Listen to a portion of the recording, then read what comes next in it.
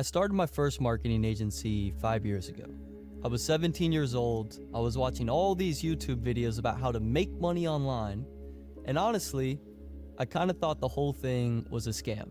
But I was so desperate to get out of my current situation that I didn't even care if it was a scam because I knew I had to do something. See, for 3 years straight, I woke up every day in complete darkness. I lacked any self-esteem, I had no shred of confidence, and worst of all, I had no hope. I saw no way of any of it getting any better. So when I came across SMMA, or social media marketing, and I saw these young guys making 6 or even 7 figures from their laptops and traveling the world, even if it was all too good to be true, I knew I had to give it a try. So I ended up buying a course from this random guy that I saw on YouTube about how to build a 6-figure marketing agency. And in that course, the instructor mentioned that sales is actually the most important skill to master if you want to scale a marketing agency. Because if you don't know how to sell, it doesn't matter how good at marketing you are, you will never be able to actually get clients. Now, as I was going through the course, I was very, very excited, I was motivated, I was hungry, but there was one huge problem. I had a massive fear of sales. And I wish I could have just snapped myself out of it like Josh. But for me, it wasn't that easy. The idea of doing a cold call would keep me up at night. The idea of hopping on a Zoom meeting and pitching a real business owner on why they should pay me money as a 17-year-old kid, it freaked me out. So on one end, I knew I could be successful with a marketing agency.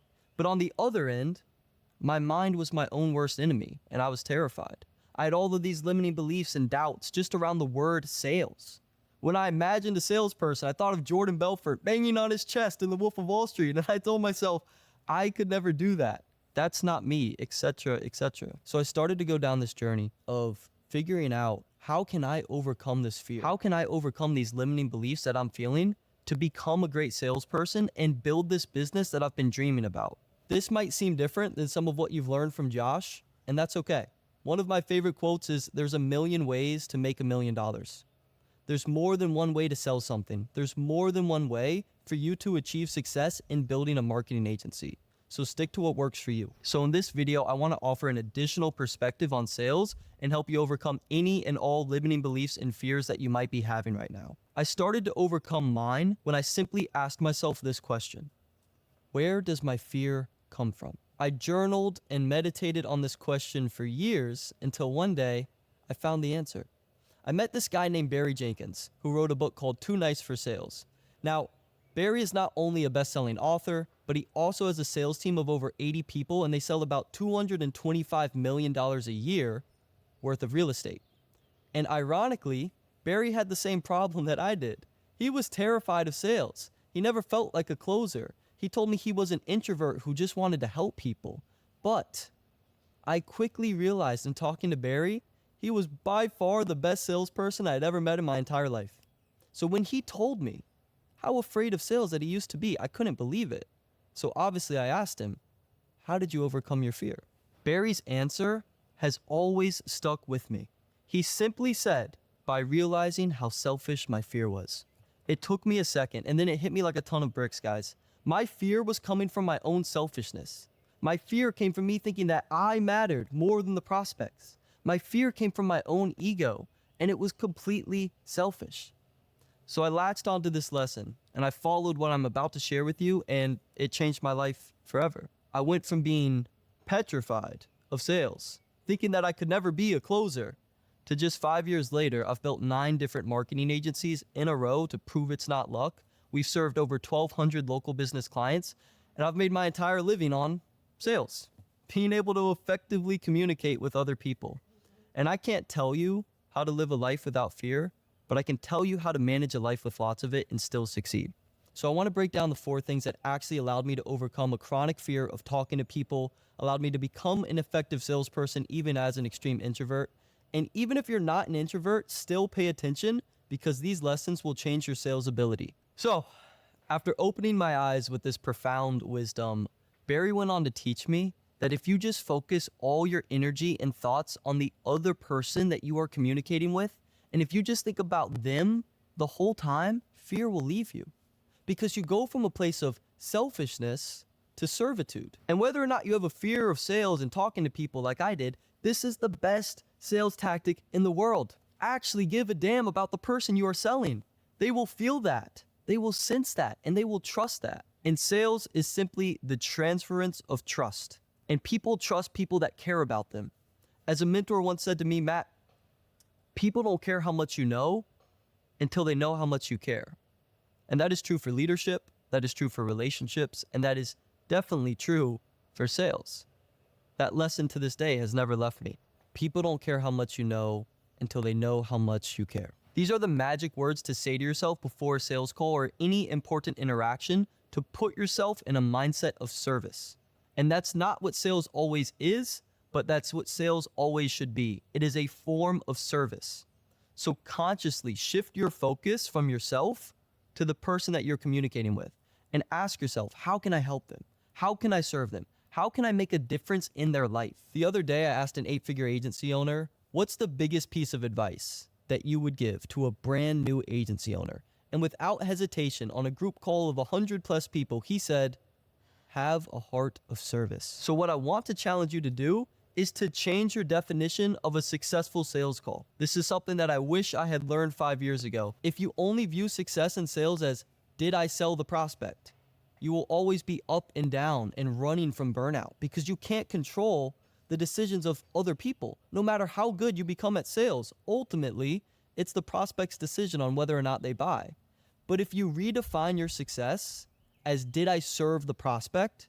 You will have a constant source of motivation because you're focused on serving people, not on selling them.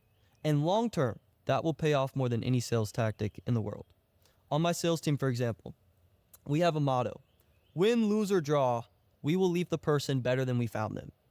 We do this by listening, by asking them the hard questions, by challenging their beliefs, and by actually giving a shit about what happens to them. So service over sales, guys. And I know I'm beating a dead horse, but I'll be real with you. I made hundreds of thousands in my marketing agency before I actually knew how to sell. Before I learned all these fancy tactics and strategies that make up the top 1% of closers. But I was successful without all of that because of this one principle. I genuinely cared about the person on the other side of the sales call. And that may hit you right now, it may not, but I promise you it is the best advice I can give you.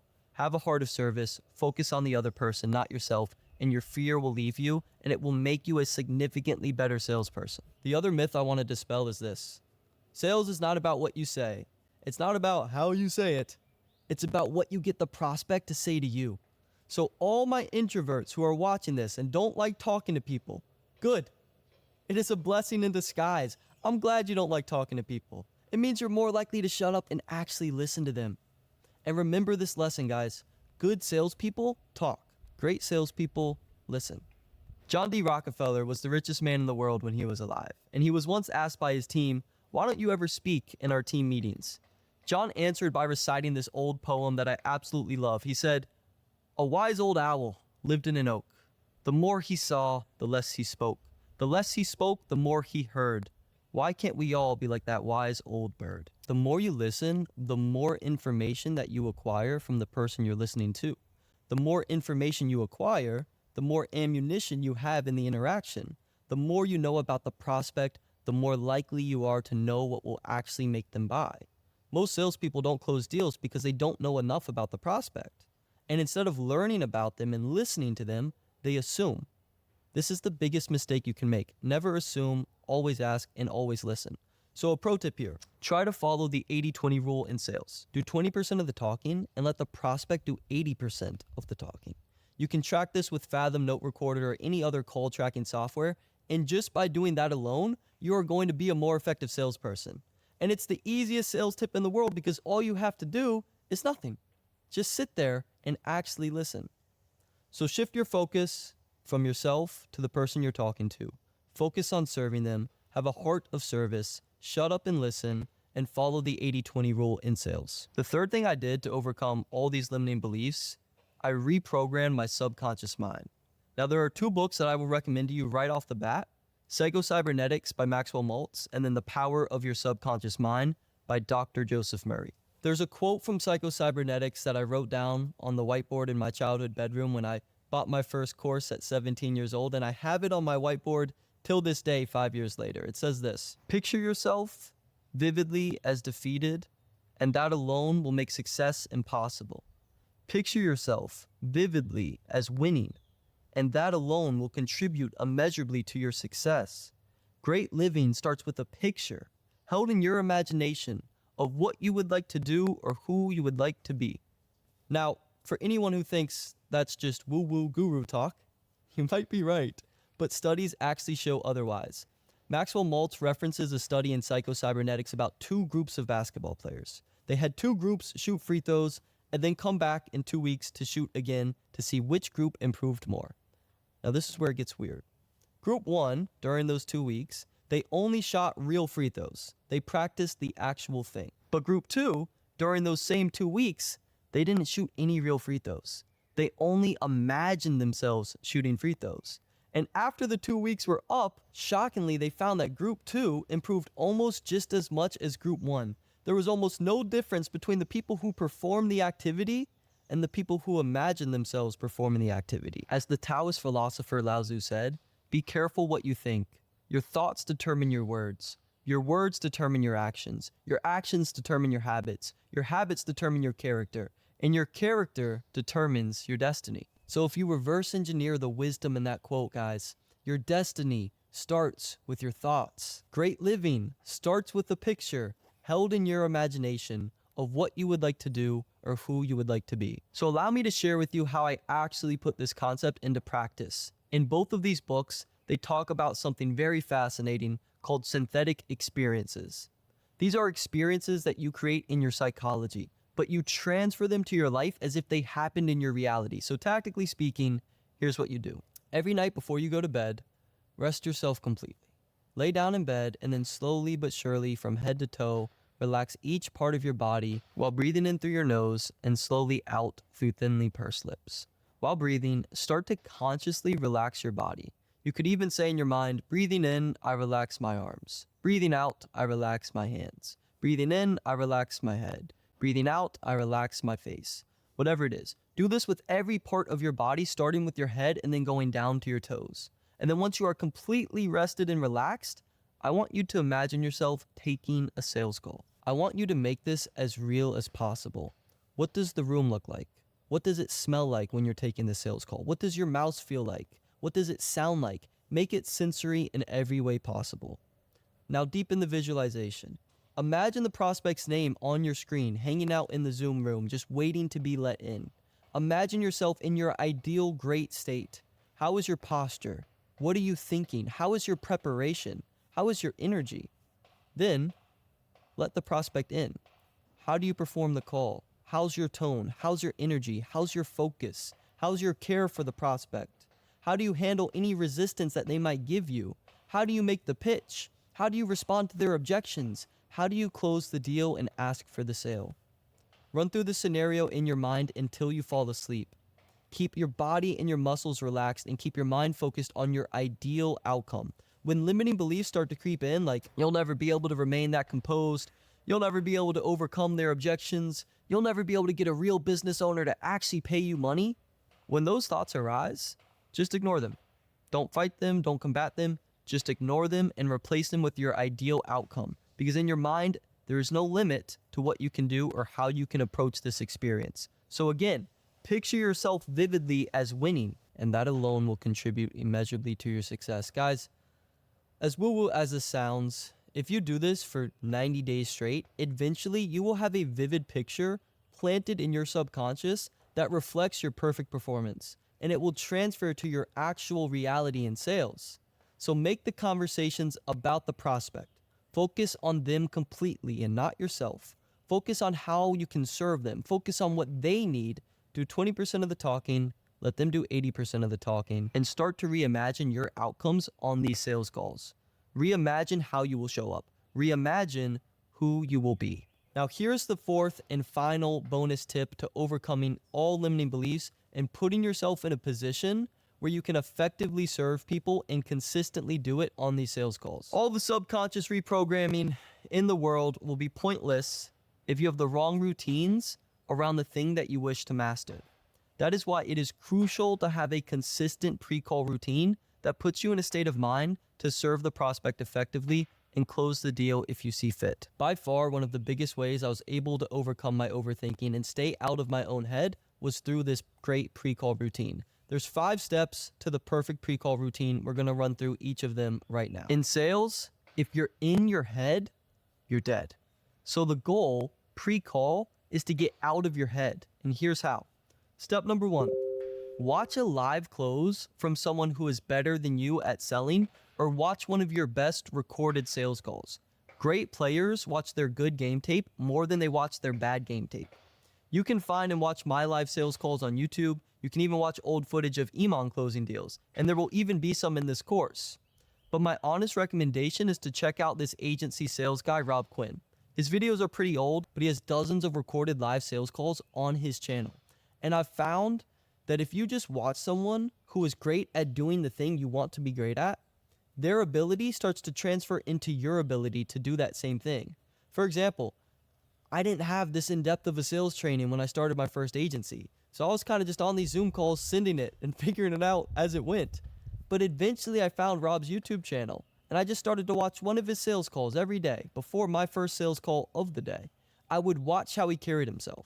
I would pay attention to his tonality. I would try to soak up every bit of information that I could by watching him and his strategy and his technique. And by watching Rob's calls right before I took my own, I was able to take some of his style and his ability into my calls with me, because I just tried to mirror and emulate what he already did effectively.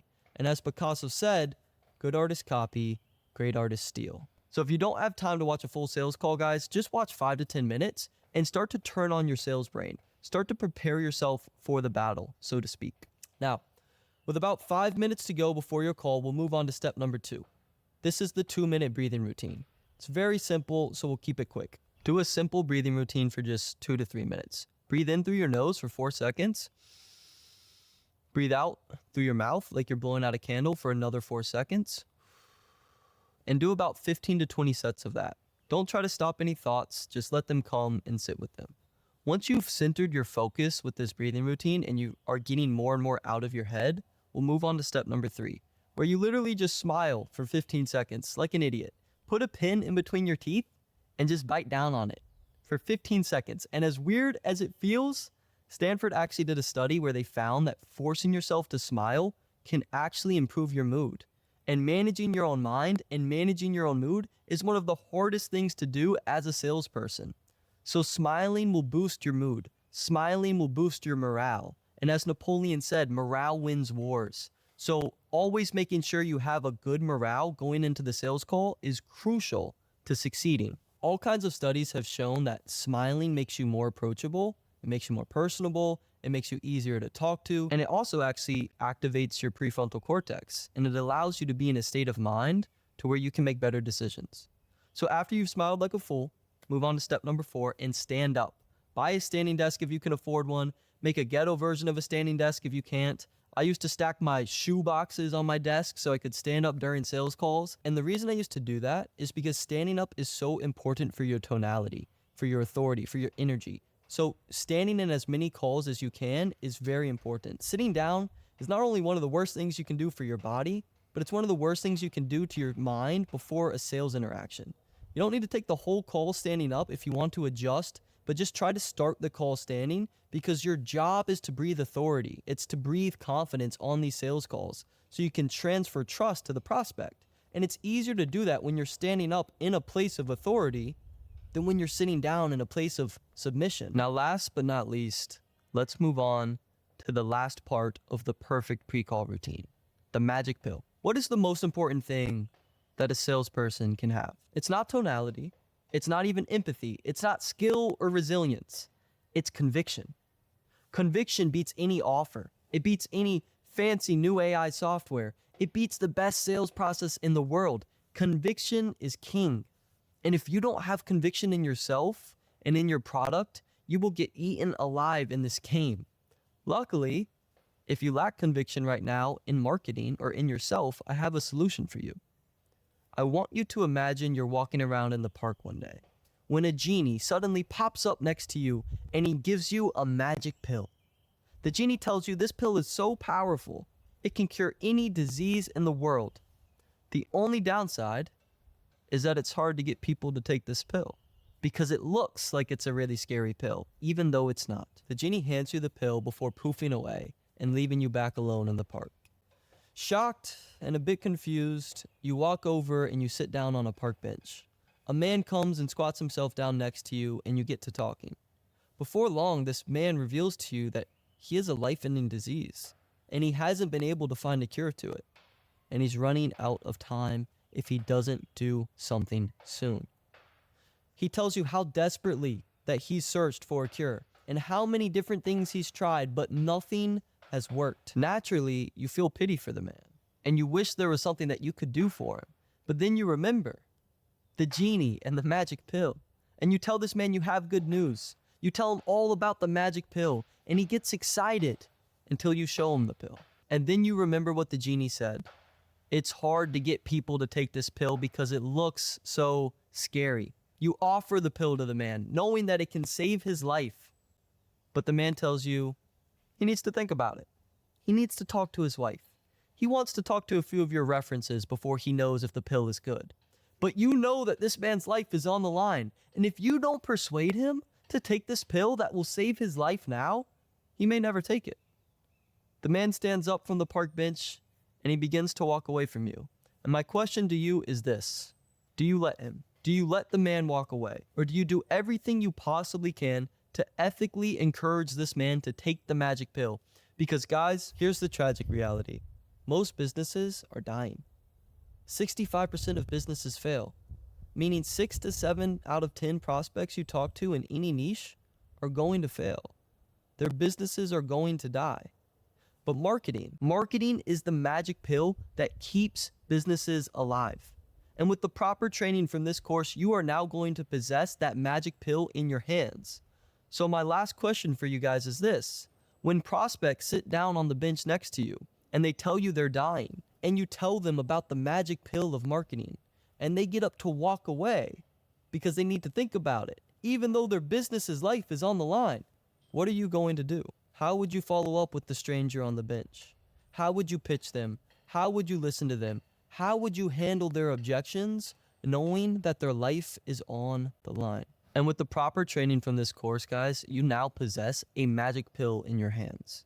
So my question to you, again, is when prospects, whether they're a dentist or a gym or a realtor, when they sit down on the bench next to you and they tell you they're dying, and you tell them about the magic pill of marketing, and they get up to walk away because they're scared, because they need to think about it, even though their business's life is on the line, what are you going to do? How would you follow up with the stranger on the bench, knowing his life was on the line? How would you pitch them? How would you listen to them? How would you handle their objections, knowing that their business's life is on the line? Most salespeople are so selfish. They will believe they can help a prospect. They will know the prospect needs the help. But with the slightest bit of pushback, the salesperson gets frustrated and gives in. And they let the prospect walk away without even fighting for them, even though they know they need to. And if you aren't sure whether or not you can help the prospect, make them an offer that you are convicted you can help them with. Maybe it's a free trial. Maybe it's a money-back guarantee. Something you can truly and ethically stand behind. So before your sales calls, I encourage you to remind yourself that you have the magic pill. Remind yourself that many of the prospects you will talk to without great marketing, many of their businesses are going to die. But it's up to you to let them walk away without giving them everything you can to actually help them. So to recapitulate, guys, focus every bit of energy on the prospect, not on yourself. Focus on serving, not on selling. Win, lose, or draw, leave the prospect better than you found them. Be quiet and listen. Do 20% of the talking. Let the prospect do 80% of the talking. Imagine yourself taking the perfect sales call every night before you go to bed. Watch live closes from top closers on YouTube. Breathe, smile, stand up, and remind yourself you have the magic pill for businesses that are statistically likely to die without you. And go out there and serve others.